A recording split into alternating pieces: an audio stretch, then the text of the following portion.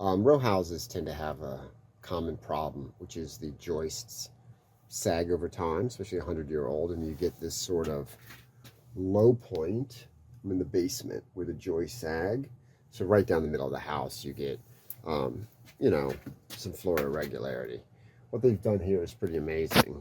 They have come through and added a beam with 1,000,000 columns running straight down the middle of the basement to support the floor better. Now, in principle, this is a nice way to address it.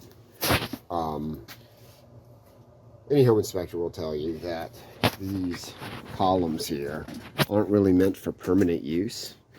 This is doing the job. I have no problem with it. All it is making the floors more level. But these columns, it is all posted all over them. Maybe not here, but whenever you buy them, that they're not for permanent use. And the reason is that they're kind of thin gauge steel. They're more like temporary jacks.